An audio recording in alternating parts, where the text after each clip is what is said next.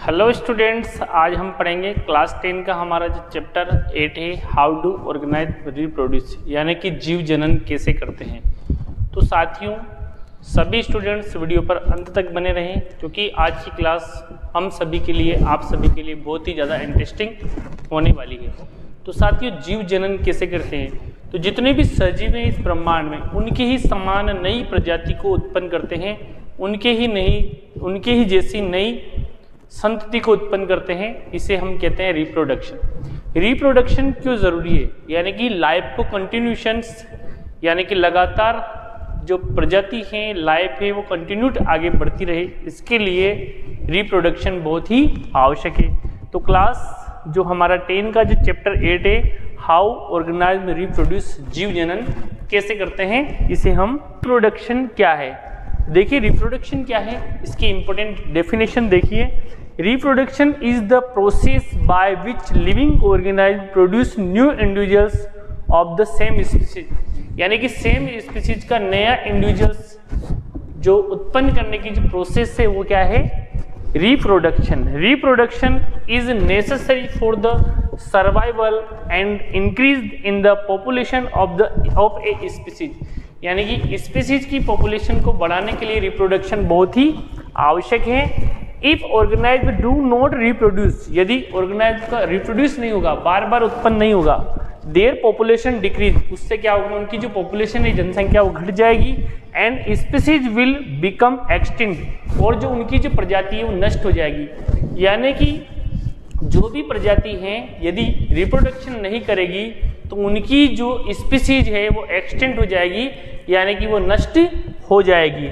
अब देखिए significance of reproduction. Reproduction के क्या सिग्निफिकेंस है? It allows continuity of a species generation after generation, यानी कि जनरेशन बाय जनरेशन ये जो क्या करती है? कंटिन्यूटी बनाए रखती है अपनी स्पीसीज की, अपनी प्रजाति की। It play an important role, एक बहुत ही महत्वपूर्ण रोल प्ले करती है in evolution by transmitting favourable variations from one generation to another generation, यानी कि एक जनरेशन से दूसरी जनरेशन में जो कुछ चेंजेज आते हैं, यानी कि इवोल्यूशन होता है, विकास होता है, वेरिएशन आते हैं, उसके लिए ये रिस्पॉन्सिबल हैं, या उसका काम या इम्पोर्टेंट रोल प्ले करती है। जैसे एक जनरेशन से दूसरी जनरेशन, जैसे जैसे जनरेशन बढ़ती है तो नए नए वेरिएशन आते जाते हैं, नए नए विभिन्नताएं आती जाती है, तो इसका काम भी क्या करती है? ये सिग्निफिकेशन है रिप्रोडक्शन के। अब body sign of organism, organism की जो बॉडी साइन क्या है, या किस तरह से ऑर्गेनाइज्म की बॉडी साइन होती है, तो देखिए बहुत ही महत्वपूर्ण interesting class. Organism look similar because their body design are similar, यानी कि ऑर्गेनाइज्म एक जैसे क्यों दिखाई देती है? कि उनकी बॉडी जो होती है वो भी सेम, यानी कि उसका डिजाइन है वो भी सेम होता है, इसलिए। अब देखिए reproduction at its most basic level involves making copy of the blueprint of body design, यानी कि हमारी बॉडी डिजाइन की ब्लूप्रिंट तैयार होती है, डीएनए की कॉपी बनती है। DNA in the cell nucleus is the information source for making proteins and different proteins lead to different body design, यानी कि डीएनए जो होता है डीऑक्सीराइबोस न्यूक्लिक एसिड, जो कि एक प्रकार का जेनेटिक्स प्रोडक्ट्स है, जेनेटिक्स पदार्थ हैं, तो वो क्या करता है? कॉपी तैयार करता है।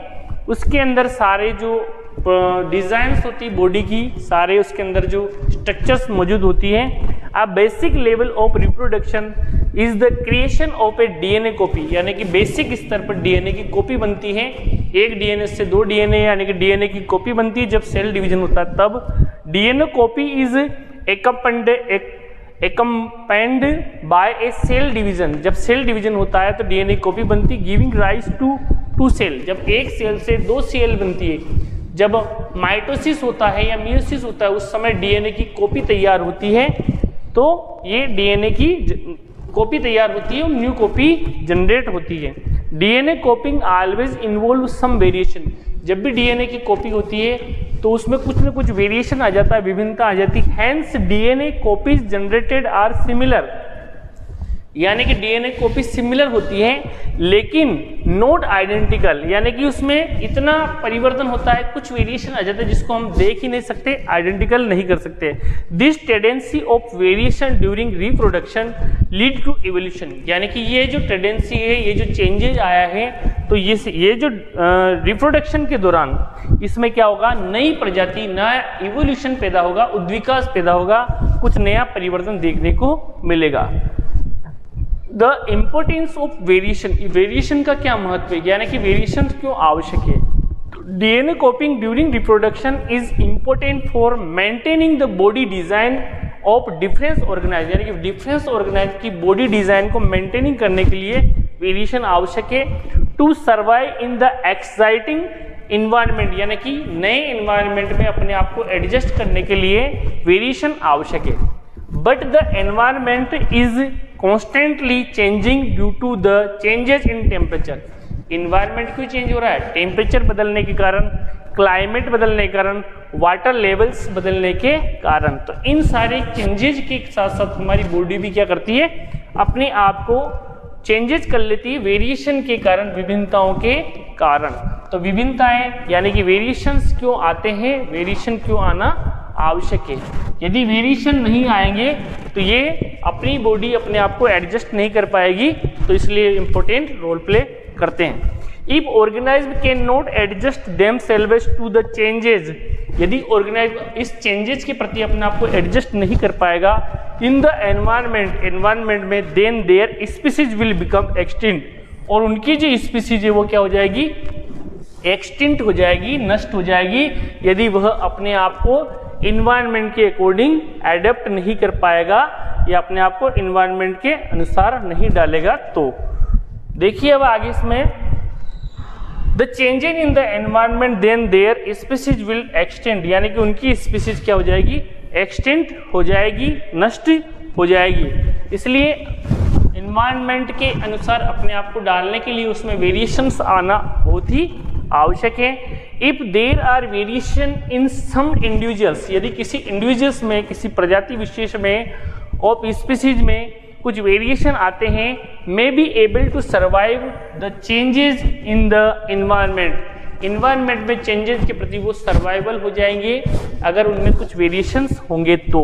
सो variation in species is necessary for the survival of different species, यानी कि डिफरेंट स्पीसीज को इन्वायरमेंट के अनुसार अपने आप को सर्वाइवल करने के लिए क्या जरूरी है, वेरिएशन, यानी कि विभिन्नताएं बहुत ही ज़्यादा आवश्यक है। And for the evolution of new species, और नई स्पीसीज का एवोल्यूशन होता है किससे, वेरिएशन से, यानी कि विभिन्नताओं से। टाइप ऑफ रिप्रोडक्शन क्या है, यानी कि रिप्रोडक्शन के प्रकार क्या है। तो reproduction is many type, reproduction क्या है, सजीवों द्वारा अपने ही समान, उनके ही समान न्यू इंडिविजुअल्स का निर्माण करना क्या कहलाता है, रिप्रोडक्शन। तो there are two main type of the reproduction in living organism, जितने भी लिविंग ऑर्गेनिज्म हैं उनमें रिप्रोडक्शन को दो पार्ट में डिवाइड किया गया है। सबसे पहला आता है असेक्सुअल रिप्रोडक्शन, दूसरा आता है सेक्सुअल रिप्रोडक्शन। तो असेक्सुअल रिप्रोडक्शन क्या है इसको हम देखेंगे और दूसरा हम पढ़ेंगे सेक्सुअल रिप्रोडक्शन। तो सबसे पहले असेक्सुअल रिप्रोडक्शन ध्यान से देखिए। असेक्सुअल रिप्रोडक्शन क्या है, ये जो होता है asexual reproduction is which new individuals are produced from a single parent, यानी कि एक सिंगल पेरेंट से यदि नया इंडिविजुअल उत्पन्न हो रहा है तो ये कहलाता है असेक्सुअल रिप्रोडक्शन, यानी कि अलैंगिक जनन।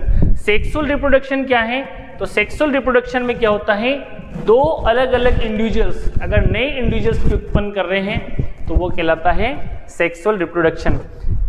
Is reproduction in which two individuals are involve to produce a new individuals, यानी कि दो इंडिविजुअल्स मेल और फीमेल, दो अलग अलग इंडिविजुअल्स अगर आपस में इन्वॉल्व होकर नए इंडिविजुअल्स का निर्माण कर रहे हैं या उसका प्रोडक्शन कर रहे हैं तो ये कहलाता है, क्या कहलाता है, सेक्सुअल रिप्रोडक्शन।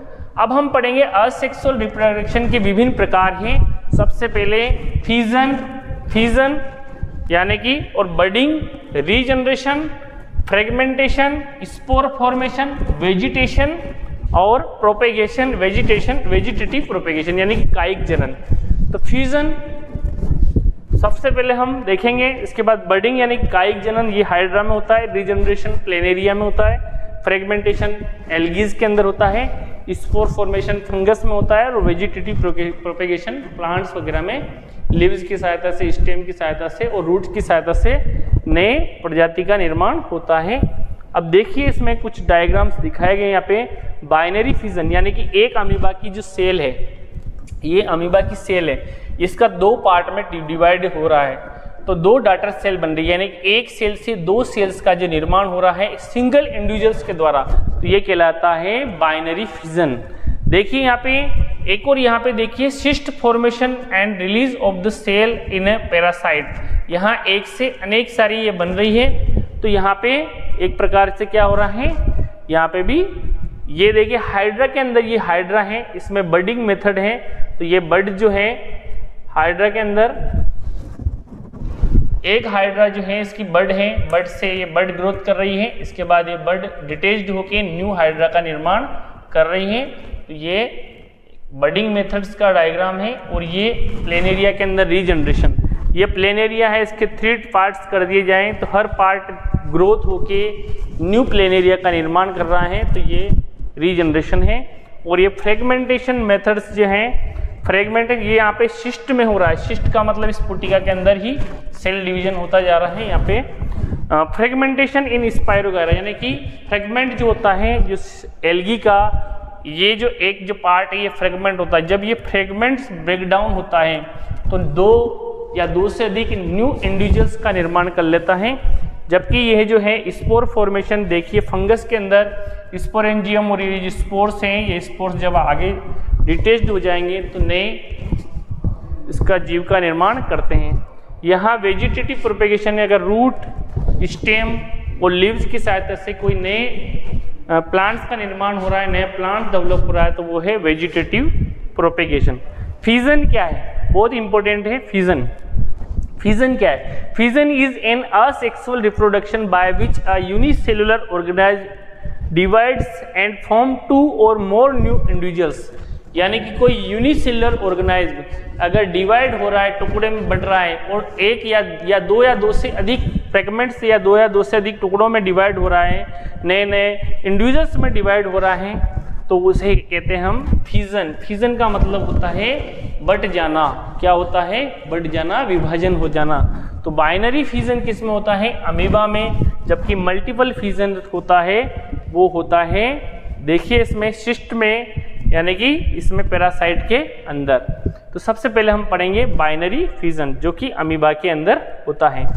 देखिए इन दिस मेथड यानी कि इस विधि में क्या होता है, an organise divide form 2 individuals, यानी कि एक जो जीव होता है वो दो इंडिविजुअल्स में डिवाइड हो जाता है। फर्स्ट द न्यूक्लियस डिवाइड, पहले क्या होता है, ये जो न्यूक्लियस जो होता है वो डिवाइड हो रहा है, ये 2 पार्ट में डिवाइड हो रहा है एंड फॉर्म 2 डॉटर सेल। और क्या कर रहा है, ये जो फर्स्ट जो nucleus divide and form 2 nuclei, यानी कि 2 न्यूक्ली बना ले रहा है। देन द साइटोप्लाज्म डिवाइड, इसके बाद जो कोशिका द्रव्य साइटोप्लाज्म डिवाइड होता है एंड फॉर्म 2 डाटर सेल, और 2 डाटर सेल का निर्माण कर लेता है। जैसे अमीबा है, पैरामीशियम है, इनके अंदर क्या होता है, बाइनरी फिजन होता है। अब हम एक और एग्जाम्पल देखेंगे, ये मल्टीपल फिजन्स का एग्जाम्पल है। प्लाज्मोडियम के अंदर मलेरिया, जो मलेरिया का पैरासाइट होता है प्लाज्मोडियम, उसके अंदर मल्टीपल फिजन होता है। बडिंग क्या है? बडिंग का मतलब होता है, यानी कि बड जो होती है, बडिंग मुकुलन विधि। तो मुकुलन विधि किसमें होती है? हाइड्रा के अंदर होती है। हाइड्रा जो सिलेंट्रेटा का प्राणी है, इसके अंदर in this method a bud like projection, एक आउटग्रोथ बनती है सेल की बॉडी के बाहर, उसे कहते हैं बड। तो जब बड डिटेच्ड होती है मेन जो उसके जो पेरेंटल हाइड्रा से, तो अगर जो बड डिटेच्ड होकर न्यू इंडिविजुअल्स बना रही हैं तो वो है बडिंग मेथड। तो in this method a bud like projection is formed on the body of the organism, यानी कि ऑर्गेनाइज्म की बॉडी के ऊपर बड लाइक स्ट्रक्चर बन जाती है। The bud then develop into a new individuals, और बड डेवलप होकर नए इंडिविजुअल्स का निर्माण कर लेती है। इट देन सेपरेट्स, और ये सेपरेट हो जाती है मेन हाइड्रा से, पेरेंटल हाइड्रा से, फ्रॉम द पेरेंट से सेपरेट हो जाती है and form an independent individuals और नए इंडिपेंडेंट इंडिविजुअल्स का निर्माण कर लेती है। एग्जाम्पल्स है हाइड्रा और यीस्ट में जो होता है, ये देखिए हाइड्रा का जो बड है, ये बड जब ग्रोथ कर रहा है और ये ग्रोथ करके ये वापस से डिटेच्ड हो रहा है, तो ये न्यू इंडिविजुअल्स का निर्माण हो रहा है। यीस्ट के अंदर भी सेम टू सेम ये सही हो रहा है। ये जो यीस्ट है और यीस्ट में भी ये एक बड बन गई, बड से फिर अनेक बड बन गई और यहाँ पे बडिंग मेथड से नए इंडिविजुअल्स का निर्माण हो रहा है। रीजनरेशन क्या है? तो रीजनरेशन क्या मतलब होता है? पुनरुद्भवन, यानी कि बॉडी के किसी भी पार्ट से पूरे के पूरे नए जीव का निर्माण होता है, तो इसे हम कहते हैं रीजनरेशन। रीजनरेशन सबसे ज्यादा किसमें होता है? ये होता है प्लेनेरिया में। प्लेनेरिया ऐसा जीव है जिसकी बॉडी का ऊपरी वाला हिस्सा, निचले वाला हिस्सा या बीच वाला किसी को भी कट कर दिया जाए और छोड़ दिया जाए तो पूरी पूरी बॉडी डेवलप हो जाती है।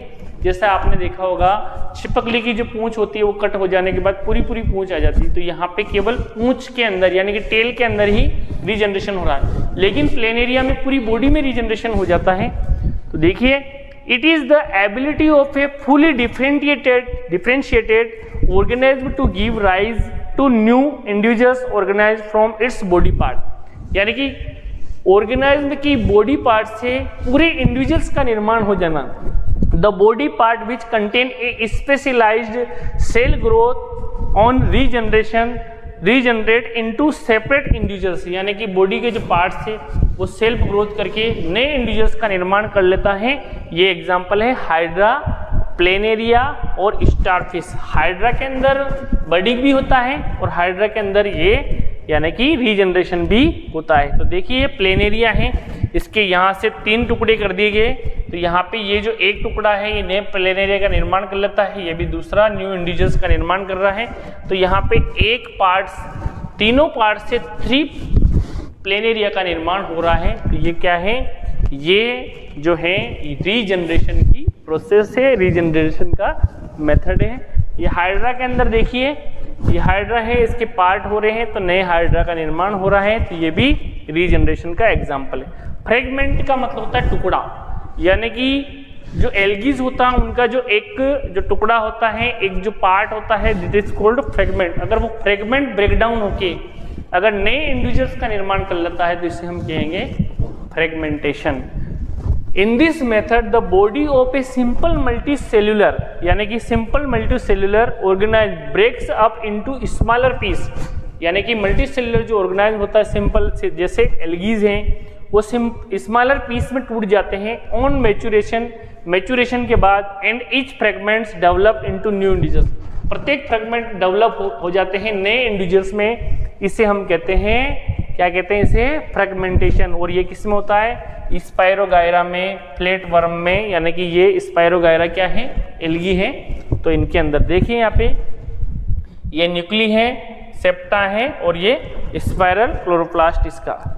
ये स्पाइरल क्लोरोप्लास्ट यहाँ का एक फ्रेगमेंट ब्रेकडाउन होगा तो ये 2 इंडिविजुअल्स बन जाएंगे स्पायरोगायरा के। फ्रेगमेंटेशन इन स्पायरोगायरा। स्पोर फॉर्मेशन, यानी कि स्पोर से भी नए इंडिविजुअल्स का निर्माण हो जाता है। इन दिस मेथड, यानी कि इस मेथड में जो स्ट्रक्चर्स होती है, स्ट्रक्चर्स से जो कार्ड कहलाती स्पोरेंजिया, वो जो स्पोरेंजिया जो होती है sporangia produce tiny cell called spores, यानी कि स्पोरेंजिया के अंदर छोटे छोटे जो सेल्स होते हैं जिन्हें हम स्पोर कहते हैं। When the spores come in contact with A moist surface, जब भी ये जो स्पोर्स जो होते हैं ये मॉइस्ट सरफेस के कॉन्टेक्ट में आते हैं, it develops into new individuals, और नए इंडिविजुअल्स का निर्माण कर लेते हैं। और ये होता है राइजोपस में। ब्रेड मोल्ड आपने देखा होगा, ब्रेड के ऊपर फफूंदी सी होती है, राइजोपस भी एक फंगस है। म्यूकस पेनिसिलियम, यानी कि ये जो होता है ये फंगस के अंदर होता है। ये स्पोरेंजियम है और स्पोरेंजियम के अंदर जो स्पोर्स दिखाई दे रहे हैं, ये स्पोर्स जब भी मॉइस्ट कंडीशन में, जब क्लाइमेट कंडीशन चेंज होती है तो ये स्पोर्स बाहर आ जाते हैं और प्रत्येक जो स्पोर्स हैं वो फ्रीली इंडिविजुअल्स का निर्माण कर लेता है। तो ये राइजोपस में होता है स्पोर फॉर्मेशन। वेजिटेटिव प्रोपेगेशन क्या है? यदि कोई पेड़ या है उसके जड़, तना और पत्ती से नए इंडिविजुअल्स का निर्माण हो जाता है तो उसे हम कहते हैं वेजिटेटिव प्रोपेगेशन। जैसे ब्रायोफिल्म के अंदर होता है लीव्स द्वारा, रूट के द्वारा भी बहुत सारे एग्जाम्पल्स हैं। और लीव्स के द्वारा और स्टेम के द्वारा। स्टेम का मतलब जैसे मेहंदी है, इसके अलावा गुलाब की जो कलम है उसमें भी। In this method new plants are produced from the vegetative part. Vegetative part का मतलब क्या है? जड़, तना और पत्ती के द्वारा, लाइक रूट, स्टेम और leaves without the help of any reproductive organ. यानी कि रिप्रोडक्टिव ऑर्गन क्या है प्लांट्स का? वो होता है फ्लावर है। तो फ्लावर के अलावा अन्य पार्ट जैसे वेजिटेटिव पार्ट, रूट, स्टेम और लीव्स की सहायता से इट में बी नेचुरल, यानी कि नेचुरल प्रक्रिया द्वारा, जैसे रूट के द्वारा डहेलिया में होता है, स्वीट पोटैटो यानी कि आलू के अंदर भी होता है, आलू की आँख हम उगा देते हैं, वैसे स्टेम के द्वारा जिंजर, राइजोम में, और पोटैटो, ट्यूबर्स और ऑनियन यानी कि प्याज में, और लीव्स में ब्रायोफिल्लम, पत्थर चट्टा इसका एग्जाम्पल्स हैं। ये ब्रायोफिल्लम है, ये पत्ती के ऊपर छोटी छोटी स्ट्रक्चर उग रही है। अगर इसको हम दूसरी जगह उगा देते हैं तो ये फ्रीली इंडिविजुअल्स का निर्माण कर लेती हैं। ये देखिए, vegetative propagation can also be done artificially by cutting, layering, grafting, यानी लेयरिंग और ग्राफ्टिंग के द्वारा भी वेजिटेटिव प्रोपेगेशन की जा सकती है। जैसे कटिंग, रोज है, क्रीन सेंथियम है, ग्रेप्स यानी कि अंगूर में, लेयरिंग में लेमन है, गुआवा है, हेबिस्कस है, और बोगेनविलिया है, और जेस्मिन है, और रास्पबेरी में है, और स्ट्रॉबेरी में। इनमें हम लेयरिंग द्वारा कर सकते हैं। ग्राफ्टिंग द्वारा this method is applied to improve variety of fruits, यानी फ्रूट्स की वेराइटी को इम्प्रूव करने में इसका इस्तेमाल किया जाता है। लाइक मैंगो और एप्पल्स और पीज, मैंगो, एप्पल और पीज की वेराइटी को, फ्रूट्स की वेराइटी को बढ़ाने के लिए ग्राफ्टिंग करते हैं, यानी कि जो उसका जो पार्ट होता है उसको काट के दूसरे की ग्राफ्टिंग चढ़ा दी जाती है, ताकि दो जो प्लांट्स हैं उनके वेरिएशन आ जाए, उनमें वेराइटी आ जाए उसमें। एडवांटेज ऑफ वेजिटेटिव प्रोपेगेशन, यानी कि वेजिटेटिव प्रोपेगेशन की क्या फायदे हैं, क्या एडवांटेज हैं? Plants take less time to grow, यानी कि पौधा जो होता है बहुत ही जल्दी ग्रोथ कर जाता है, उग जाता है। It also help in the propagation of the plants which do not produce seed like rose, jasmine, banana and produce seed with prolongated period of the dormancy, यानी कि ऐसे पौधे जिनमें बीज नहीं होते हैं, सीड नहीं होते हैं, या सीड भी होते हैं तो लंबे समय का उनका डोर्मेसी पीरियड होता है, उगने का कार्यकाल ज़्यादा होता है, उन प्लांट्स या उस तरह के पौधे की प्रोपेगेशन के लिए ये बहुत ही जल्दी या एडवांटेज है, उनके लिए बहुत ही ज़्यादा फायदेमंद है। जैसे अंगूर के अंदर है, जैसे संतरा में है, या रोज़ यानी कि गुलाब में है, बीज डेवलप नहीं हो रहे, तो उनके नए पौधे बनाने के लिए वेजिटेटिव प्रोपेगेशन बहुत ज़्यादा फायदेमंद है। डिसएडवांटेज क्या है वेजिटेटिव प्रोपेगेशन के, यानी कि नुकसान क्या है? तो there is no genetic variation, यानी इससे जेनेटिक वेरिएशन नहीं आएगा कि ये पौधा पहले वाला ही रहेगा, नया जनरेटेड या न्यू कॉपी डीएनए की नहीं होगी, तो वेरिएशंस नहीं आएगा। So there is less adaptability to the environment, यानी कि नए वेरिएशन नहीं है तो इन्वायरमेंट के प्रति अडेप्ट भी कम होंगे। साथ साथ the disease of the parent plants can transfer to the offspring, यानी कि पेरेंट प्लांट में कोई डिसीज थी, कोई बीमारी थी, तो नया पौधा डेवलप होगा क्योंकि उसके ही सिम्टम्स इसमें हैं, कोई वेरिएशन नहीं है तो उसमें भी वही डिसीज होगी। New characters can neither be introduced और no desirable characters be eliminated, यानी कि नए कैरेक्टर्स भी नहीं आएंगे और साथ ही साथ अनडिजायरेबल कैरेक्टर को हटाया भी नहीं जा सकेगा। अब देखिए हम पढ़ेंगे टिश्यू कल्चर, यानी कि टिश्यू यानी कि क्या होता है उत्तक, और कल्चर का मतलब होता है संवर्धन, यानी कि इस प्रकार टिश्यू से नए प्लांट का ग्रोथ किया जा सकता है। In this method new plants are grown by removing tissues, यानी कि टिश्यू को रिमूवल किया जाता है, और cell from the growing tip of a plant, यानी कि growing tips of the plant से सेल को अलग कर लिया जाता है, रिमूवल कर दिया जाता है। इन दिस टेक्निक, इस टेक्निक में cells are induced to divide artificially by the chemicals cytokinin to form a group of cell called callus, यानी केलस बनाया जाता है, कोशिकाओं का जो समूह होता है जो नए प्लांट को ग्रोथ करने की क्षमता रखता है उसको हम कहते हैं अव्यवस्थित समूह जो होता है उसको केलस कहते हैं, जो केलस को रखा जाता है साइटोकिनिन में। Now the callus is transferred to another medium containing hormones, इस केलस को हार्मोन वाले कंटेंट में रख दिया जाता है for growth and differentiate, growth के लिए, डिफरेंशिएट होने के लिए। The plantlets are now placed in soil, अब प्लांटलेट जो होता है, पादपक जो होता है उसको सोइल में उगा दिया जाता है, so that grow into mature plant, और जो धीरे धीरे क्या होता है मेच्योर प्लांट में डेवलप हो जाता है। यहाँ पे क्या हो रहा है, जो टिश्यू जो हो रहा है उस टिश्यू से केलस, और केलस से उसको हार्मोन दो के केमिकल प्रोसेस करा के उससे नया प्लांटलेट बनाया जा रहा है, और प्लांटलेट्स जो है उसको ग्रोविंग कराया जा रहा है सॉइल पर। This technique is commonly used for ornamental plants. Ornamental plants यानी कि सजावटी जो पौधे होते हैं उनको उगाने के लिए या उनमें इस टेक्निक का यूज किया जाता है। Characteristics of the asexual reproduction, यानी कि असेक्सुअल रिप्रोडक्शन के क्या करेक्टर्स हैं। Only one individuals of an organism is involve, यहाँ पे एक ही इंडिविजुअल्स इन्वॉल्व कर रहा है। दूसरा है the new individuals produce are genetically identical to their parents, यानी कि नया जो इंडिविजुअल्स बन रहा है वो जेनेटिकली कैसा होगा, उनके पेरेंट जैसा ही होगा। साथ ही साथ it presents a rapid mode of multiplication, यानी कि मल्टीप्लिकेशन का जो रैपिड मोड्स इसमें शो होता है। साथ ही साथ एडवांटेज ऑफ असेक्सुअल रिप्रोडक्शन, इसके क्या फायदे हैं, तो plants take less time to grow, plants बहुत ही कम समय में ग्रो हो जाता है। It also helps in the propagation of the plants, plant के प्रोपेगेशन में भी हेल्प करता है। Which do not reproduce seed, जो सीड रिप्रोड्यूस नहीं कर पाते हैं, जैसे रोज है, जेस्मिन है, बनाना है, और जो रिप्रोड्यूस भी कर पाते हैं और उनका प्रोलेंगेशन पीरियड या डोर्मेंसी पीरियड ज़्यादा होता है, उनको ग्रो करने के लिए ये विधि फायदेमंद है। It helps to preserve parental characters, यानी कि ये पेरेंटल कैरेक्टर्स प्रिजर्व करती है। और disadvantage of asexual reproduction, there is no genetic variation, या जेनेटिक वेरिएशन भी नहीं आएगा, और एडेप्टिबिलिटी इन्वायरमेंट के प्रति वो भी नहीं रहेगी।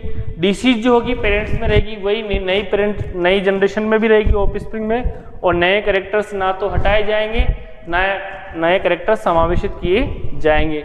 अब हम पढ़ेंगे इंपॉर्टेंट हमारा सेक्सुअल रिप्रोडक्शन। तो सेक्सुअल रिप्रोडक्शन क्या है, अगर दो इंडिविजुअल्स पार्टिसिपेट कर रहे हैं रिप्रोडक्शन प्रोसेस में और नए इंडिविजुअल्स का नई ऑफस्प्रिंग का निर्माण कर रहे हैं, तो ये हम कहेंगे सेक्सुअल रिप्रोडक्शन। तो देखिए, it is the process of reproducing new organism from two parents by making use of their sex cell और गैमेट्स, यानी कि नया ऑर्गेनाइज्म बन रहा है, फॉर्म हो रहा है, और आपस में सेक्स सेल की सहायता से, गैमेट्स की सहायता से, जैसे मेल गैमेट्स है, मान लीजिए स्पर्म, फीमेल गैमेट्स से ओवम, अगर आपस में उनका फ्यूजन हो रहा है यानी कि फर्टिलाइजेशन हो रहा है और नया इंडिविजुअल्स उत्पन्न हो रहा है, तो हम इसे कहेंगे सेक्सुअल रिप्रोडक्शन। देखिए, ह्यूमन है, फिश है, डॉग, केट और most of the flowering plants, उनमें सेक्सुअल रिप्रोडक्शन होता है। Thus the two major process, example i.e. formation of gametes and fusion of gametes constitutes sexual reproduction. Two sex, namely male producing male gamete, male क्या करेगा, male gamete produce करेगा, and sperm, male gametes क्या है, sperm है, और female क्या करेगा, female gamete यानी कि ओवा यानी कि ओवम को रिप्रोड्यूस करेगा, यानी कि ओवम और स्पर्म दोनों इन्वॉल्व होंगे इस प्रकार के रिप्रोडक्शन में। अब इसके सिग्निफिकेशन देखिए, इट प्रोमोट्स वेरिएशन, यानी कि वेरिएशन को प्रमोट करेगा, and thus promotes diversity of the characters in the offspring, यानी कि ऑफस्प्रिंग में क्या आएगी, डाइवर्सिटी, विभिन्नताएं आएगी, वेरिएशन आएगा। It play a prominent role in the origin of new species, इस प्रकार से क्या होगा, नई स्पीसीज का ओरिजिन होगी या उसका विकास होगा। Sexual reproduction in flowering plant, the flowering plant में किस तरह से सेक्सुअल रिप्रोडक्शन होगा। Reproductive parts of a flower, flower क्या है, प्लांट का रिप्रोडक्टिव पार्ट है। देखिए, the stamen and pistil, stamen और पिस्टिल, पिस्टिल है फीमेल वाला पार्ट, स्टेमल है मेल वाला part, are the reproductive part of the flower, ये फ्लावर के रिप्रोडक्टिव पार्ट है। Stamen is the male reproductive part है। It produce pollen grains in the anther, यानी कि पोलन ग्रेन्स बनते हैं स्टेमेन के अंदर, एंथर के अंदर, और which content the male germ cell, यानी कि इसके अंदर क्या होता है, मेल जर्म सेल, यानी कि गैमेट्स बनते हैं, मेल गैमेट्स। पिस्टिल जो होता है वो फीमेल रिप्रोडक्टिव पार्ट होता है, और यहाँ पे ओवल्स प्रोड्यूस होते हैं जो कि ओवरी में बनते हैं, which content the female germ cell, जो कि क्या है, फीमेल जर्म सेल है। अब देखिए, ये फ्लावर का डायग्राम है, बहुत ज़्यादा इंपॉर्टेंट है आप सभी के लिए। यहाँ पे ये जो स्ट्रक्चर जो है ये कहलाती है स्टेमेन, ये पूरी स्ट्रक्चर क्या कहलाती है? स्टेमेन। और ये जो है ये जो स्ट्रक्चर है ये कहलाती है पिस्टिल। तो पिस्टिल जो है वो है फीमेल पार्ट और ये जो है स्टेमेन जो है। अब स्टेमेन के अंदर क्या है? ये एंथर है, एंथर इसके अंदर पोलन ग्रेन जो कि मेल जर्म सेल है और ये फिलामेंट्स हैं। और यहाँ पे ये टोटल जो स्टेमेन है ये फिलामेंट्स है, ये एंथर है और ये जो है इसका फिलामेंट्स है। इसके अलावा ये जो ओवरी जो है ये ओवरी है, ओवरी इसके अंदर ओव्यूल्स और ये है जो है स्टाइल और ये है स्टिग्मा। और यहाँ पे ये जो पूरी जो स्ट्रक्चर्स होती है ओवरी, स्टाइल और स्टिग्मा जिसको हम कहते हैं पिस्टिल। तो पिस्टिल जो है वो फीमेल पार्ट है, जबकि जो ये जो स्टेमेन है ये मेल पार्ट होता है फ्लावर का। अब देखिए पोलिनेशन क्या है। तो पोलिनेशन में क्या होता है? पोलन ग्रेन जो होते हैं एंथर से स्टिग्मा तक ट्रांसफर होते हैं, जिसे हम कहते हैं पोलिनेशन। और पोलिनेशन दो प्रकार का होता है, सेल्फ पोलिनेशन और क्रॉस पोलिनेशन। देखिए pollination, the transfer of pollen grains from the anther to the stigma of a flower is called pollination. यानी कि एंथर से स्टिग्मा तक जो पोलन ग्रेन्स है उनका ट्रांसफर होना पोलिनेशन कहलाता है। और पोलिनेशन जो किस किस के द्वारा हो सकता है? विंड के द्वारा हो रहा है तो उसको एनिमोफिली कहते हैं, वाटर के द्वारा तो हाइड्रोफिली, और इंसेक्ट के द्वारा हो रहा तो एंटोमोफिली, और एनिमल्स के द्वारा होता जूफिली, और बर्ड्स के द्वारा होता ऑर्निथोफिली, और चमगादड़ के द्वारा हो रहा है तो इसको बोलते हैं टेरोफिली। अब देखिए इट इज टू टाइप, यानी कि अब यहाँ बहुत ही इंपॉर्टेंट रहता है कि पोलिनेशन जो होता है कितने प्रकार का होता है, तो सेल्फ पोलिनेशन और cross pollination. If the pollen grains are transferred from the anther to the stigma of the same flowers it is called self pollination. अगर सेम फ्लावर के एंथर से स्टिग्मा तक अगर पोलन ग्रेन ट्रांसफर हो रहे थे उसे हम कहेंगे, क्या कहेंगे उसको? Self pollination. जैसे पीज हैं, व्हीट है, राइस है, चाइना रोज हैं, इन सब में इट कैन फर्दर, इसको वापस से दो पार्ट में बांटा गया है, एटोगेमी और जिएटोनोगेमी। तो सबसे पहले हम पढ़ेंगे autogamy. If the transfer of pollen grain from anther of a flower to the stigma of the same flower is called autogamy. यानी कि सेम फ्लावर्स में आ रहे हैं, यानी कि फ्लावर्स हैं, एक ही पौधा है उसके भी सेम फ्लावर है, एंथर से स्टिग्मा है तो उसको कहेंगे हम एटोगेमी। अब जेनेटोगेमी में क्या होता है? जेनेटोनोगेमी में क्या होता है? अगर pollen from the one flower transferred over the stigma of another flower born on the same plant is called geitonogamy.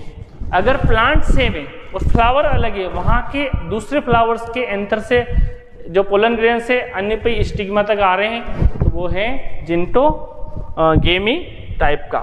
यानी कि यहाँ पे क्या है? पौधा सेम है, यहाँ पे फ्लावर भी सेम है, यहाँ पौधा सेम है लेकिन फ्लावर अलग अलग है। अब देखिए advantage of the self pollination. Self pollination के क्या फायदे हैं? Ensure continuity of a race, यानी कि रेस कंटिन्यूटी बनी रहती है। It help to preserve parental characters as the gametes from the same flowers is involve, यानी कि सेम फ्लावर इसमें इन्वॉल्व होता है और प्रिजर्व होता है पेरेंटल कैरेक्टर्स इसमें। It is not necessary for flower to produce nectar और सेंट और बी कलरफुल, यानी कि इसमें नेक्टर्स वगैरह या अट्रैक्शन ऑफ द फ्लावर्स उसका कीट पतंगों का उनका ये आवश्यक नहीं है, इंसेक्ट वगैरह को। अब देखिए डिसएडवांटेज क्या है इसके? तो new varieties can not be obtain, नई वेराइटी नहीं आएगी। साथ ही साथ it genetics defect of the breed can not be removed, यहाँ पे बी ई कर लेना, रिमूव्ड, यानी कि जेनेटिक डिफेक्ट जो होंगे ब्रीड में उसको रिमूव नहीं किया जा सकता। और repeated self pollination leads to loss of the vigours and vitality of the species, species की विटिलिटी बढ़ जाएगी इसमें। और repeat self pollination lead to loss of vigours, loss of vigours हो जाएगा and vitality of the species. Cross pollination क्या है? तो यहाँ पे क्या हो रहा है? क्रॉस यानी कि प्लांट्स अलग अलग होंगे, उसके सेम स्पीसीज सेम होगी। तो यहाँ के पोलन ग्रेन से जो पोलन ग्रेन्स जो है यहाँ की स्टिग्मा से अनदर प्लांट्स की उस पे जा रहे हैं स्टिग्मा पर और वहाँ से इस पर आ रहे हैं, तो वो है क्रॉस पोलिनेशन। तो देखिए it is the transfer of pollen grains from the anther of one flower to the stigma of another flower यानी कि एक फ्लावर से अनदर फ्लावर्स की ओर आ रहे हैं, borne on the other plant of the same species. Other plant यानी कि प्लांट अदर होना चाहिए, स्पीसीज सेम है, जैसे गुलाब का है तो इधर भी गुलाब का है, उसकी पोलन ग्रेन्स उसके एंथर से इसकी स्टिग्मा तक आ रहे हैं, तो ये क्या है, क्रॉस पोलिनेशन है। और इसके क्या एडवांटेज हैं, it is result in healthier offspring, इससे हेल्दियर और स्प्रिंग बनेगी, साथ ही साथ seed produced have much better germinating capacity, यानी कि उनकी जो कैपेसिटी होगी, एक्टिंग कैपेसिटी अच्छी होगी, साथ ही साथ more abundant and the viable seeds are the produced, यानी कि जो सीड जो बनेंगे वो अच्छे होंगे और वेरिएशन उनमें होगा बाय द क्रॉस पोलिनेशन से। और इसके डिसएडवांटेज क्या है, plants have to depend on external agencies for pollination, यानी कि एक्सटर्नल एजेंसी पर डिपेंड करेगा, जैसे कि कीट पतंगों पर, एयर पर या फिर वाटर पर। The pollen grains have to be produced in large quantity to ensure pollination, यानी कि जो पोलन ग्रेन्स जो है उनकी क्वांटिटी ज़्यादा चाहिए, इसमें हाई अमाउंट में चाहिए। फर्टिलाइजेशन क्या है, तो बहुत ही ज़्यादा इंपॉर्टेंट है। फर्टिलाइजेशन एक प्रोसेस है जिसमें मेल गेमेट और फीमेल गेमेट, यानी कि मेल गेमेट और फीमेल गेमेट का फ्यूजन होता है, तो इसे हम कहते हैं फर्टिलाइजेशन, यानी कि fusion of male gamete and female gamete is called fertilization. तो देखिए यहाँ पे क्या हो रहा है, फर्टिलाइजेशन। ये पोलन ग्रेन्स हैं जो कि मेल गेमेट्स हैं, ये जर्मिनेट होंगे, तो यहाँ से ये देखिए यहाँ पे फीमेल गेमेट्स की ओर ट्रांसफर हो रहे हैं, तो यहाँ पे क्या हो रहा है, फर्टिलाइजेशन हो रहा है, यानी कि ये एग सेल है और ये मेल गेमेट की सेल है, तो यहाँ पे ये प्लांट्स के अंदर क्या हो रहा है, फर्टिलाइजेशन हो रहा है। तो देखिए इसमें after the pollen grain is transfer to the stigma, यानी कि पोलिनेशन में क्या हो गया, पोलन ग्रेन स्टिग्मा तक आ गए, अब स्टिग्मा पे क्या होगा, उनका ग्रोथ होगी, यानी कि वो ग्रोविंग करेंगे, जर्मिनेट होंगे।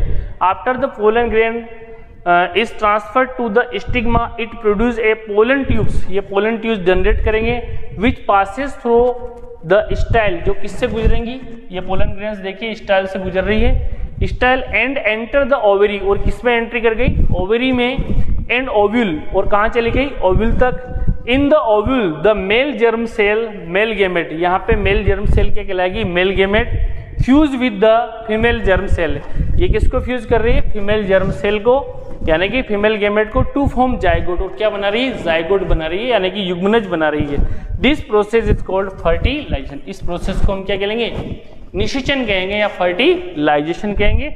आफ्टर फर्टिलाइजेशन जो जाइगोट जो है वो divide several times and form embryo, यानी कि जो जाइगोट जो है वो बार बार डिवाइड होकर क्या बनाएगा, एम्ब्रियो, यानी कि भ्रूण बना लेता है, which then develop into the seed, और उसके बाद क्या बनाएगा, सीड, एंड ओवरी जो होती है वो किस में डेवलप हो जाएगी, फ्रूट में, यानी कि ओवरी पूरी फ्रूट, और जो सीड जो है वो ओव्यूल्स जो होते हैं वो सीड्स में कन्वर्ट हो जाते हैं।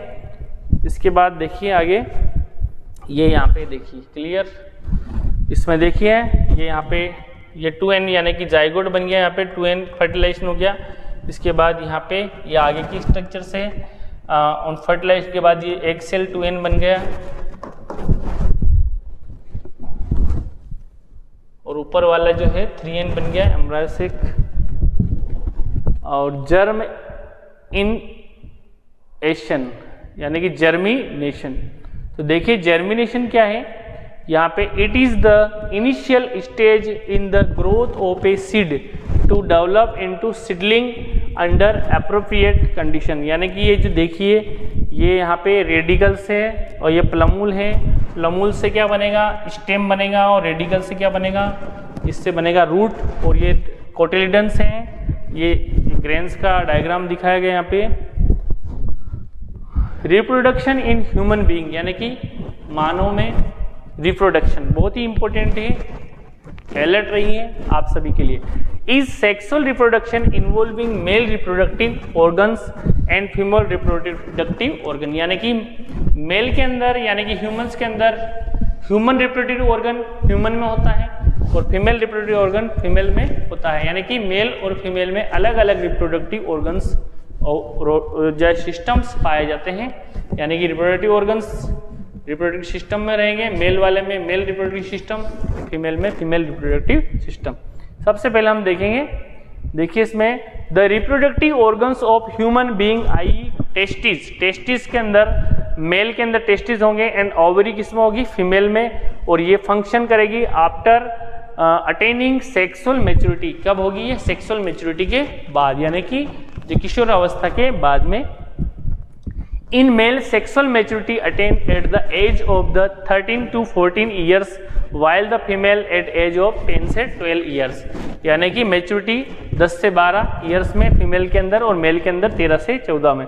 This is known as the age of puberty, इसको क्या बोलेंगे, लैंगिक परिपक्वता, यानी प्यूबर्टी की एज कहते हैं। Sexual maturity in human being, various changes takes place in human body at the time of sexual maturity. Sexual maturity के समय बहुत सारे परिवर्तन देखे जाते हैं, changes common both boy and girls में, यानी कि गर्ल्स और बॉय में सेम टाइप के होते हैं, जैसे thick hair growth in arm pit, यानी कि जो बगल होते हैं आर्म पिट में हेयर होते हैं, हेयर उगने लग जाते हैं, और genital area between the thigh also called pubic region, यानी फ्यूबिक रीजन जो थाई होती है उस वाले पार्ट में भी जो हेयर्स ग्रोथ होने लग जाते हैं। और देखिए यहाँ पे thinner hair on legs, legs पर थिनर हेयर्स और आर्म एंड फेसेस, यानी कि चेहरे पर हेयर्स आने लग जाते हैं। ऑयली स्किन हो जाती है and appearance of the pimples, pimples आने लग जाते हैं, तो ये मेल में भी होते हैं और फीमेल में भी देखने को मिलते हैं।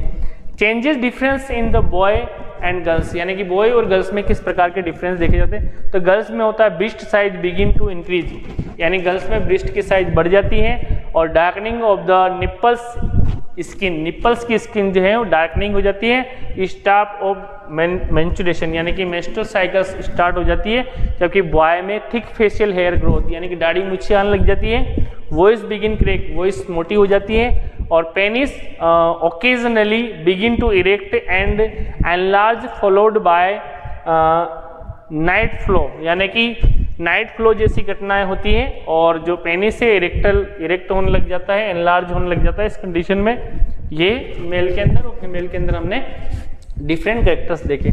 अब प्यूबर्टी क्या है, it is the age at which the sex hormones और the gametes begin to be produced and the boy and girls become sexually mature, यानी कि जो सेक्सुअली रूप से जो गर्ल्स और बॉय मैच्योर हो जाते हैं और हार्मोन डेवलप होने लग जाते हैं और गैमेट्स बिगिन प्रोड्यूस्ड होने लग जाते हैं, तो इसको हम कहते हैं प्यूबर्टी, लैंगिक परिपक्वता।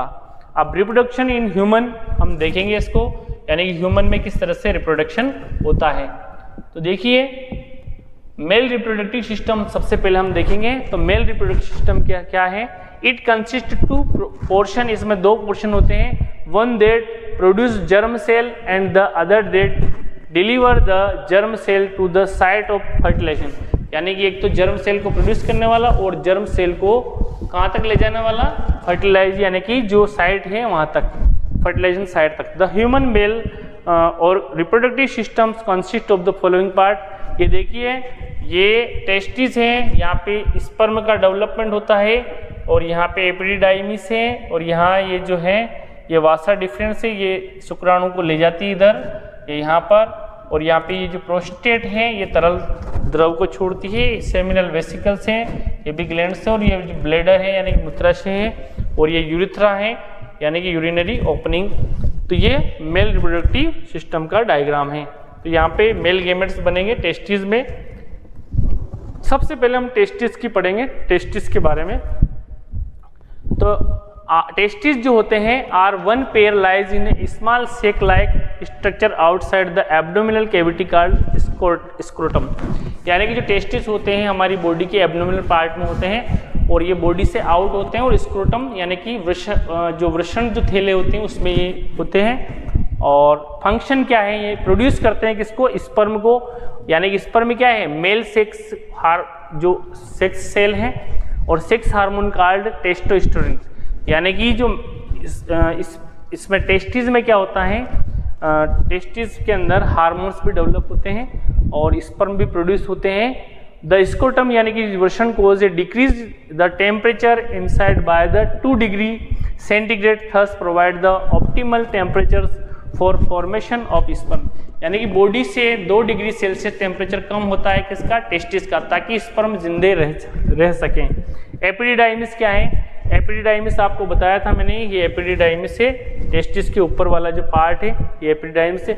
ये कोयल ट्यूब लाइक स्ट्रक्चर्स होती है और firmly attached to the testis, testis के ऊपरी वाले पार्ट पे होती है, अटैच्ड होती है। फंक्शन देखिए, it serves as the store house of the sperm, यानी कि टेस्टिस क्या करता है, स्पर्म को स्टोर करता है। Inside the epididymis the sperm becomes mature, epididymis के अंदर क्या होता है, जो स्पर्म होते हैं मैच्योर होते हैं एंड डेवलप्ड मोटिलिटी, और डेवलप होते हैं मोटिलिटी के लिए, यानी कि गतिमान होने के लिए।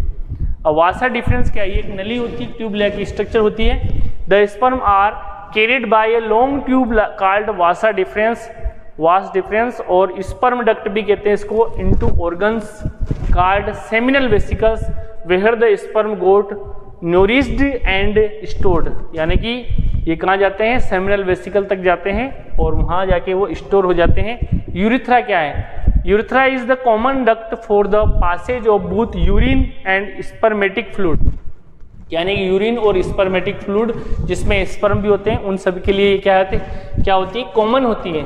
Urethra carries the sperm to an organs called penis, यानी यूरिथ्रा जो होती है, स्पर्म जो होते हैं वो यूरिथ्रा की ओर आते हैं, किसकी सहायता से, पेनिस की सहायता से, विच opens outside through a mail genital pores, यानी कि एक मेल जेनिटल पोर्स जो होता है वहाँ से आउट थ्रू होते हैं, आउटसाइड ऑफ द बॉडी। अब पेनिस की बात करते हैं, forms the external mail genital organs होता है, यानी कि आउटर मेल जेनिटल ऑर्गन्स होता है। It copulatory organs with thick muscular walls, thick muscular walls होती है इसकी। एसेसरी ग्लैंड्स कौन कौन सी हैं, इसमें सेमिनल वेसिकल्स होती है, एक पेयर्स होती है, थिन वाल्ड होती है और मस्कुलर एलेंगेटेड होती है, और सेक विच सेक्रेट फ्लूइड सेक्रेट करती है नोरिशमेंट ऑफ स्पर्म को नोरिशमेंट के लिए। प्रोस्टेट ग्लैंड्स क्या है, ये भी आल्सो प्रोड्यूस होती है, फ्लूइड को प्रोड्यूस करती है, which is release in the urethra, जो कि यूरिथ्रा में रिलीज किया जाता है along with the secretion of the seminal vesicle, यानी कि सेमिनल वेसिकल्स की ओर सेक्रेशन, जो सेमिनल वेसिकल्स जो होता है उसका सेक्रेशन जो होता है, उसके साथ साथ प्रोस्टेट ग्लैंड्स भी अपना जो फ्लूइड है वो रिलीज करती हैं। बल्बो यूरिथ्रल ग्लैंड्स, यानी कि कोपुलर ग्लैंड्स भी कहते हैं इनको, ये भी होती है, 1 पेयर सेक्रेट्स जो होती है वाटरली एल्कलाइन फ्लूइड्स रिलीज करती है, which neutralize acidic urethra and lubricate the urethra for passage of semen, यानी कि जो सीमेन जो होता है ये क्या करती है, एल्कलाइन फ्लूइड्स विच न्यूट्रलाइज, उस एल्कलाइन जो फ्लूइड होता है उसको क्या कर देती है, न्यूट्रलाइज कर देती है। एसिडिक यूरिथ्रा, जो यूरिथ्रा जो होती है एसिडिक होती है, लुब्रिकेट यानी कि उसको चिकनाई कर देती है, the urethra for passage of semen, यानी कि यूरिथ्रा से सीमेन जो होता है, यानी कि जो स्पर्म का जो फ्लूइड होता है सीमेन, वो पासेज होता है। सीमेन क्या है, तो बहुत इंपॉर्टेंट है, the fluid ejaculated through the penis, यानी पेनिस जिस फ्लूइड को इजेकुलेट करता है ड्यूरिंग द सेक्सुअल इंटरकोर्स के दौरान, तो उसे हम कहते हैं सीमेन। 3 से 4 ml एजुकुलेशन होता है एक टाइम। सीमेन क्या है, तो सेमिनल फ्लूइड्स प्लस स्पर्म, यानी कि सीमेन के अंदर क्या होता है, सेमिनल फ्लूइड भी होता है और स्पर्म भी होते हैं, तो इसे हम कहते हैं सीमेन। तो सेमिनल फ्लूइड्स क्या है, तो secretion of the seminal vesicle जिसको सेक्रेट करती है, जिस फ्लूइड को, प्लस प्रोस्टेट ग्लैंड्स के द्वारा और कोपुलर ग्लैंड्स के द्वारा जो तरल द्रव है जिससे कहते हैं सेमिनल फ्लूइड, और इस सेमिनल फ्लूइड में स्पर्म भी इंक्लूड कर दिया जाए तो ये बन जाता है सीमेन। अब देखिए फंक्शन क्या है, provide nutritions and the activation of sperm, यानी कि स्पर्म को न्यूट्रिशन देना और एक्टिवेशन करना, और न्यूट्रलाइज द एसिडिक यूरिथ्रा के एसिडिक को उसको न्यूट्रलाइज करना, और लुब्रिकेशन ऑफ यूरिथ्रा को लुब्रिकेट करना किसका काम है, सीमेन का इसका। और इसके अलावा देखिए फीमेल जेनिटल्स जो फैसिलेशन जो सेक्सुअल इंटरकोर्स के दौरान उसको female genitals to facilitate sexual intercourse, उसको लिब्रिकेंट्स करना। और स्पर्म्स देखिए 20 से 200 मिलियंस पर ml, और यानी कि 300 से 600 मिलियंस इजुकुलेशंस में होते हैं, स्पर्म्स की संख्या बताई गई यहाँ पे। और increase number of the sperm cell in the semen, increase sperm competitiveness and should not be considered as the biological wastage. Life span क्या है इनका 24 से 48 घंटे होता है इन फीमेल जेनेटिया, यानी कि फीमेल जेनेटिया में। स्ट्रक्चर देखिए स्पर्म की स्ट्रक्चर से, ये इसका चम्मच जैसा जो है एक्रोसोम्स कहलाता है, ये हेड है और ये मिड पीस है और ये टेल है, ये स्पर्म की स्ट्रक्चर्स दी गई है। स्पर्म क्या है, ये मेल गैमेट होता है और हम इसके बाद पढ़ेंगे फीमेल रिप्रोडक्टिव सिस्टम। तो the human female reproductive system consist of the following organs, यानी कि कौन कौन से ऑर्गन्स होते हैं इसमें, ओवरी होती है, ये जो होता है यूटेरस होता है, इसके अलावा ये वेजाइना है, सर्विक्स है और ये फैलोपियन ट्यूब्स जिसको हम कहते हैं अंडवाहिनी, यानी कि फैलोपियन ट्यूब्स भी इसमें होती है। ये 2 ओवरी होती है इसमें। सबसे पहले ओवरीज की बात करते हैं जिसको हम कहते हैं अंडाशय। तो अंडाशय जो होते हैं 1 पेयर्स होते हैं, लोकेटेड होते हैं abdominal cavity near the kidney, kidney के एब्डोमिनल कैविटी में होते हैं ये। और ovaries are the female primary reproductive organs which perform the dual function of the production of the female gametes, यानी फीमेल गैमेट्स को प्रोडक्शन भी करते हैं, साथ ही साथ ovum and the secretion of the female sex hormone, यानी female sex hormone भी रिलीज करते हैं, एस्ट्रोजन और प्रोजेस्टेरोन। यानी कि 2 काम है इसकी, एक तो ओवम को भी प्रोड्यूस करना, साथ ही साथ क्या करना, एक और हार्मोन को भी रिलीज करना। कौन कौन से, एस्ट्रोजन और प्रोजेस्टेरोन को। फैलोपियन ट्यूब्स क्या है, तो ये जो होती है ये फैलोपियन ट्यूब्स आपको यहाँ दिखाई दे रही है, ये नली जो होती है ये दिखाई दे रही है आपको, इन्हीं फैलोपियन ट्यूब्स में फर्टिलाइज होता है। तो fallopian tubes are 1 pair long convoluted tubes that carries ova from the ovary to the uterus, यानी कि ओवरी से यूटेरस तक ये ओवा को लाती है, यानी कि ओवम को लाती है। These tubes open into the elastic bag like structure the uterus, यानी ये ट्यूब जिस जगह आके ओपन होती है उस स्ट्रक्चर को हम कहते हैं यूटेरस, यानी कि गर्भाशय, यानी कि बच्चेदानी, इसे बच्चेदानी या गर्भाशय भी कहते हैं। यूटेरस क्या है, ये इसको वोम्ब भी कहते हैं। It is a hollow organs within which embryo develop, यहाँ पे एम्ब्रायो डेवलप होता है, यानी कि बच्चे का विकास होता है, भ्रूण का डेवलप होता है। It upper portion is border, इसका ऊपर वाला जो पोर्शन होता है चौड़ा होता है, while it is lower portion is narrow, इसका जो नीचे वाला पार्ट होता है वो नैरो होता है, जिसको हम कहते हैं सर्विक्स। वेजाइना क्या है, एक लॉन्ग अबाउट 8 सेंटीमीटर, यानी कि वेजाइना की जो साइज होती है 8 सेंटीमीटर होती है, ट्यूबुलर मस्कुलर स्ट्रक्चर होती है, receive the cervix of the uterus, यानी कि ये नीचे जो सर्विक्स पे और ऊपर यूटेरस तक होती है। It is also called birth canal, इसको बर्थ केनाल भी कहते हैं, यानी कि बर्थ केनाल। और इट रिसीव्ड स्पर्म, ये स्पर्म को रिसीव करती है फ्रॉम द मेल के द्वारा जो स्पर्म होते हैं उनको रिसीव करती है, and also serve as the passage through which fully developed foetus is born. यहाँ पे क्या होता है, जब तक फीटस होता है, जो एम्ब्रायो होता है, उसके अंदर जो बॉडी के ऑर्गन्स की पहचान होने लग जाती है, जिसे हम फीटस कहते हैं। और फीटस जब आफ्टर 9 मंथ, यानी कि बर्थ केनाल के द्वारा ही वो आउटसाइड ऑफ द बॉडी, यानी कि अपनी माँ से बाहर आता है, माँ के शरीर से बाहर आता है, जिसे हम कहते हैं बच्चे का जन्म लेना, फीटस। अब देखिए आगे सेक्सुअल रिप्रोडक्शन इन ह्यूमन बीइंग। तो सबसे पहले the sperm is introduced inside the female vagina through the penis by the process of copulation और मेटिंग, यानी कि जो मेल गैमेट्स थे वो मेटिंग प्रोसेस से कहाँ गए, वेजाइना के through inside the female body. Fertilization occurs in the fallopian tubes, fertilization कहाँ होगा, फैलोपियन ट्यूब्स में होगा। और स्पर्म आर हाईली एक्टिव्स और मोबाइल होंगे, यानी कि मोटाइल्स होते हैं, विच मूव अप, जो कि ऊपर की ओर मूवमेंट करेंगे, through the cervix into the uterus, uterus के बाद then passes into the fallopian tubes. कहाँ चले जाएंगे वो, फैलोपियन ट्यूब्स में। और वहाँ पे क्या होगा, फैलोपियन ट्यूब्स में only 1 sperm fertilize the ovum to form zygote, यानी कि जो ओवरी के अंदर से जो ओवम निकला उसमें उसको एक ही स्पर्म फर्टिलाइज करेगा।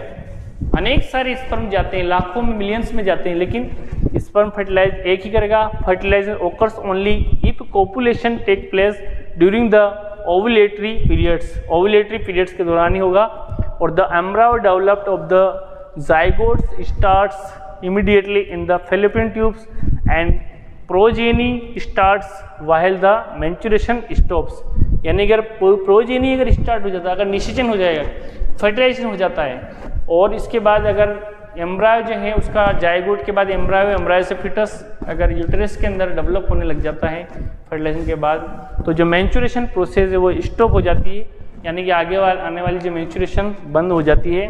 The embryo moves down to reach the uterus, यानी कि एम्ब्रायो क्या करेगा, मूव्स डाउन होगा और यूटेरस की ओर, और the embryo get embedded in the thick inner lining of the uterus, process is called implantation, यानी यूटेरस की जो दीवार से चिपक जाएगा एम्ब्रायो, इसको हम कहेंगे इम्प्लांटेशन, यानी कि रोपण कहते हैं। देन ए स्पेशल टिश्यू डेवलप, एक स्पेशल टिश्यू डेवलप होगा बिटवीन द यूटेरिन वाल, यूटेरिन की वाल के बीच में और एम्ब्रायो के बीच में, उसे हम कहते हैं प्लेजेंटा, यानी कि अपरा कहते हैं placenta.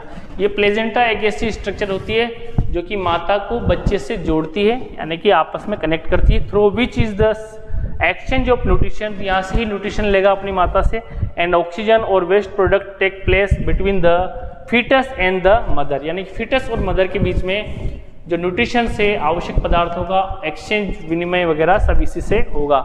The time period from the development of the foetus inside the uterus till birth is called gestation period, यानी कि गेस्टेशन पीरियड कहलाता है। जो टाइम पीरियड होता है, डेवलपमेंट होता है फीटस का, वो it is the approximately 9 month in human, यानी कि बच्चा जो है माता के गर्भ में 9 मंथ तक उसका टाइम पीरियड होता है, गेस्टेशन पीरियड होता है। At the end of the gestation period the female give birth of the fully developed foetus, यानी फुली डेवलप्ड फिटस जो होता है, यानी कि बच्चे का जन्म होता है। The act of the giving birth is termed as parturition, यानी इसको पार्टीशन कहते हैं, यानी कि बच्चे के जन्म को। अब रिप्रोडक्टिव साइकिल्स, यानी कि सेक्सुअल साइकिल या मेंस्ट्रुअल साइकिल क्या है, तो मेंस्ट्रुअल साइकिल जो होती है represent cyclic changes in the reproductive system of female, यानी कि फीमेल का रिप्रोडक्टिव सिस्टम का साइकिल चेंज होता है। इट बिगिंस विद मेंस्ट्रुएशन, यानी मेंस्ट्रुएशन के साथ ये बिगिंस होती है। अब मेंस्ट्रुएशन क्या है, यानी कि मेंस्ट्रुएशन क्या है, एमसी क्या है, तो देखिए the breakdown and removal of the inner thick, यानी कि इनर थिक जो होती है वो ब्रेकडाउन होने लग जाती है, and soft lining of the uterus, किसकी, यूटेरस की, गर्भाशय की, along with the blood vessels, और blood vessels जो होती है in the form of the vaginal bleeding, तो वेजाइना की तरफ से ब्लीडिंग होने लग जाती है, इज कोल्ड मेंस्ट्रुएशन, इसको हम कहते हैं मेंस्ट्रुएशन फ्लो या मेंस्ट्रुएशन। और first menstruation occurs at the age of 11 से 12 एज, और इस ईयर्स को हम कहते हैं मेनर्ची कहते हैं इसको, यानी पहली बार जो मेंस्ट्रुअल स्टार्ट होता है इसको हम कहते हैं मेनर्ची, और जब लास्ट मेंस्ट्रुएशन होता है ये होता है 45 ईयर्स में बंद हो जाती है मेंस्ट्रुअल साइकिल्स, इसको हम कहते हैं मेनोपॉज। यानी कि मेनोपॉज क्या है, last menstruation which occurs at the age of 45 years mark the end of the reproductive periods is called menopause. Reproductive health क्या है, यानी कि जनन स्वास्थ्य क्या है, तो reproductive health is all those aspects of the general health which help a person to lead a normal, safe and satisfying life, यानी कि हेल्थ के लिए, सेटिस्फाइंग लाइफ के लिए और नॉर्मल लाइफ के लिए एक पर्सन्स के लिए बहुत ही आवश्यक है। तो एसटीडी यानी कि सेक्सुअल ट्रांसमिटेड डिसीज क्या है, यानी कि सेक्सुअल कॉन्टेक्ट से जो होने वाली रोग है इसको हम कहते हैं एसटीडी। तो देखिए एसटीडीज आर, या इस प्रकार की डिसीज होती है उसको कहते हैं हम एसटीडीज जो होती हैं are the disease which are spread by the sexual contact from an infected person to a healthy person. एक इन्फेक्टेड पर्सन से हेल्दी पर्सन में ये एसटीडी जो बीमारियां होती है फैल जाती है या पहुंच जाती है। They are causes by the various microorganisms, यानी कि इसके बहुत सारे माइक्रो ऑर्गेनाइज कारक हैं। That live in worms, worms होते हैं moist environment of the vaginal, urethra, anus and mouth. Some of the common STDs are, कुछ महत्वपूर्ण बीमारियां हैं जैसे गोनोरिया है, is caused by the bacterium, ये बैक्टीरिया से होने वाला रोग है। और नाइसेरिया gonorrhoea, it is the characterized by the inflammation of the urinogenital tract and the patient feels burning sensations during the urination, यानी यूरिनेशन यानी पेशाब करते समय जो पर्सन जो होता है इन्फेक्टेड पर्सन उसको जलन होती है, इन्फ्लेमेशन होता है। और this bacteria infected the uterus in the main and cervix in women, यानी कि ये जो है सर्विक्स इन वुमेन, वुमेन की सर्विक्स तक ये जो बैक्टीरिया पहुंच जाता है, इन्फेक्ट कर देता है। और यूटेरस तक। इसके अलावा देखिए सिफिलिस जो रोग होता है बैक्टीरियम ट्रिपेनीमा पैलिडियम्स के द्वारा होता है ये। It is characterised by the lesions in the mucous membranes of the urinogenital tract. Urinogenital tract में म्यूकस मेम्ब्रेन्स बन जाती है इसमें। और ट्राइकोमोनियसिस जो रोग होता है प्रोटोजोन्स ट्राइकोमोनास के वेजिनलिस के द्वारा होता है। और it is characterised by the some vaginal disease at the urinogenital tract of the female. ये फीमेल्स के अंदर होने वाला रोग है। एड्स जो होता है एक्वायर्ड इम्यूनो डेफिशिएंसी सिंड्रोम, जो कि HIV के कारण होता है, ह्यूमन इम्यूनो डेफिशिएंसी वायरस के द्वारा होता है। और it is caused by the virus called HIV human immunodeficiency virus which suppress the body's immune system and thereby the making is susceptibility to any disease. यानी कि ये जो है हमारी जो रोग प्रतिरोधक क्षमता है, हमारी इम्यूनिटी है, उसको पूरा नष्ट कर देता है, जो कि एड्स जो है इसका पूरा नाम है एक्वायर्ड इम्यूनो डेफिशिएंसी सिंड्रोम और HIV वायरस के द्वारा होता है।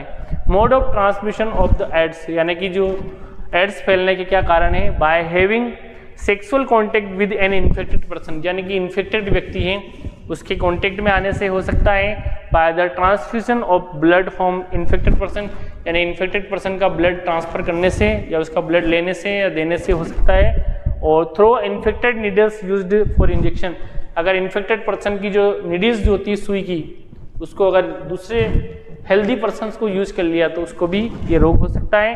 Through the placenta from the mother to child during pregnancy, अगर प्लेजेंटा के द्वारा भी अगर मदर्स को एड्स हैं तो उसके बच्चों को भी एड्स हो सकता है। Method to avoid pregnancy, pregnancy को कैसे अवॉइड किया जा सकता है उसकी विधियां हैं। तो देखिए मैकेनिकल बैरियर यानी कि यांत्रिक विधियां हैं। तो in this method physical devices such as condom है, डायफ्रेगम है, सर्विकल कैप्स हैं आर यूज्ड किया जाता है, यानी कि यांत्रिक बैरियर की सहायता से। This device prevent the entry of sperms in the female genital tract during the copulation, thus acting as the barrier between them, यानी कि जो copulation के दौरान जो फीमेल की जेनिटल ऑर्गन्स तक जो स्पर्म्स को जाने की से रोकते हैं। और इसके अलावा केमिकल मेथड्स क्या है, in these methods specific drugs are used, यानी कि इसमें कुछ दवाइयाँ ली जाती हैं by the female, which are two types, एक तो ओरल पिल्स होता है और एक होता है वेजाइनल पिल्स, यानी कि इसमें ये जो है रसायनों का यूज किया जाता है। ओरल पिल्स हैं ओरल कॉन्ट्रासेप्टिव्स और OCS, तो ये contain progesterones hormones mainly which stops the ovary from release ovum into the fallopian tube by the changing the hormones balance of the body, यानी कि जो है क्या करती है, जो फैलोपियन ट्यूब्स की ओर जो है ओवम को उसको जाने से रोकती है या उसको स्टॉप कर देती है, रिलीजिंग जो ओवम है उसको फैलोपियन ट्यूब्स की तरफ, और हार्मोन का बैलेंस बनाती है, चेंजिंग जो हार्मोन बैलेंस उसको रोकती है। और IUCD यानी कि इंट्रा यूटेराइन कॉन्ट्रासेप्टिव डिवाइसेस, यानी कि IUCD क्या है, तो कॉपर टी इसका एग्जाम्पल है, यानी कि placed safely inside the uterus by a doctor, यानी कि डॉक्टर के द्वारा एक टी आकार की जो शेप की एक कॉपर टी तांबे का जो वायर है वो लगाया जाता है टी शेप में। ये क्या करता है, it prevents the implantation in the uterus, uterus में इम्प्लांटेशन जो होता है भ्रूण का उसको रोक देता है। साथ ही साथ सर्जिकल मेथड क्या है, यानी कि शल्य क्रिया द्वारा, तो ऑपरेशन आप सबको पता है ट्यूबेक्टोमी और वेसेक्टमी। जो ट्यूबेक्टोमी जो होता है, जो ट्यूब जो होती है फैलोपियन ट्यूब्स, ये फीमेल के अंदर यानी कि फैलोपियन ट्यूब्स को कट कर दिया जाता है सर्जिकल द्वारा, महिलाओं का ऑपरेशन जिसको हम कहते हैं। और वेसेक्टोमी यानी कि वासा एफरेंस जो होती है, वासा एफरेंस उसको कट कर दिया जाता है, ये मेल के अंदर होता है, यानी कि वेसेक्टोमी मेल में और ट्यूबेक्टोमी फीमेल में। तो देखिए surgical method, in this method a small portion of the vas deferens in male, male के अंदर क्या हो जाता है वासा डिफरेंस को, and Fallopian tubes in female is surgically removed कर दिया जाता है और टाइड, और उसको या तो उसको टाइट करके बांध दिया जाता है, किसको, फैलोपियन ट्यूब्स को बीच में से कट करके दोनों पार्ट को। इट इज कॉल्ड वासेक्टोमी, इसको क्या बोलते हैं अपन, वेसेक्टोमी इन मेल, मेल के अंदर वेसेक्टोमी कहते हैं और फीमेल के अंदर ट्यूबेक्टोमी कहते हैं। तो स्टूडेंट्स क्लास कैसी लगी, आज की क्लास में मैंने फीमेल ये जो अपना जो रिप्रोडक्शन वाला जो पार्ट है उसको हाउ डू रिप्रोड्यूस ऑर्गेनिज्म वाले पार्ट को पूरा करने का प्रयास किया। आई होप आपको क्लास इंटरेस्टिंग लगी होगी। इसी प्रकार के आप चाहते हो कि ऐसे ही वीडियो बने लाते रहें सर, तो वीडियो को लाइक कर दीजिए और चैनल पर ज्वाइन कर लीजिए। Thank you. जय हिंद।